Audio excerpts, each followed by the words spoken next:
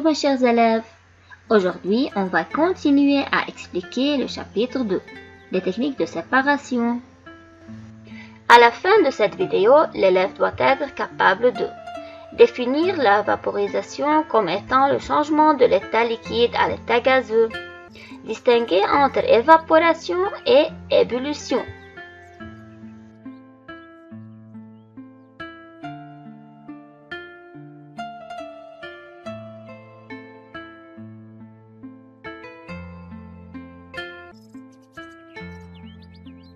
Rappelons ensemble. Quels sont les états de la matière? Les états de la matière sont solides, comme la table, liquide, comme l'eau, et gaz, comme la fumée ici. Le changement d'état. Le mot changement vient du verbe changer. Alors, un changement d'état physique est un changement au cours duquel une substance se transforme d'un état à un autre.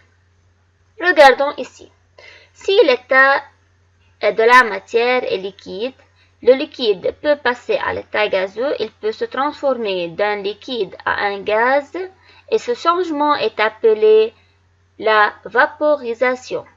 Alors que le gaz peut se transformer en liquide et ce changement d'état est appelé la condensation.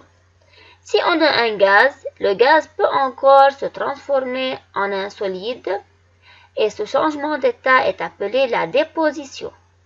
Et le solide encore peut passer à l'état gazeux et ce changement d'état est appelé la sublimation. Si l'état de la matière est un solide, le solide peut se transformer en un liquide et ce changement d'état est appelé la fusion.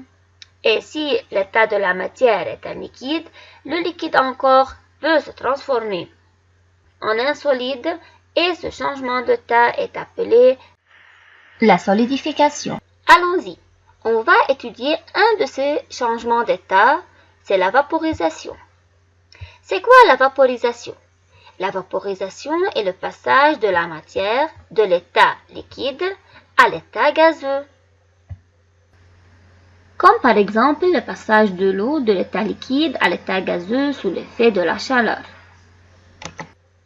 La vaporisation peut être ou bien évaporation ou bien ébullition.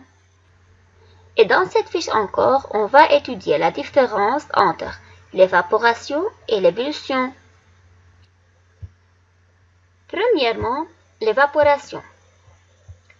L'évaporation se produit à toute température et seulement à la surface du liquide.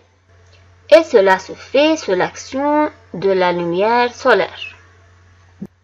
Alors que l'ébullition se produit au sein du liquide avec apparition des bulles et à une température déterminée, appelée point ou bien température d'ébullition. Exemple, le point d'ébullition de l'eau distillée est une constante physique qui caractérise l'eau distillée et elle est égale à 100 degrés Celsius. Et pour arriver à l'ébullition, il faut sûrement utiliser une source de chaleur. Observez les figures suivantes, puis identifiez, c'est-à-dire indiquez avec justification, celle qui correspond à l'ébullition et celle qui correspond à l'évaporation. Qu'est-ce qu'on a dit à propos de l'ébullition? Elle se fait où? Au sein du liquide ou bien à la surface? Au sein, très bien. Et elle se fait à une température définie ou bien à n'importe quelle température? À une température définie. Et où se fait l'évaporation? Très bien, l'évaporation se fait à la surface. Et est-ce qu'il y a une température définie? Non, elle se fait à n'importe quelle température.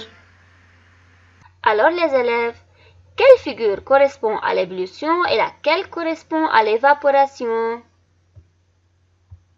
Très bien, la première correspond à l'évaporation. Pourquoi? Car elle se produit sous l'action de la lumière solaire et à la surface de la linge, sans apparition des bulles.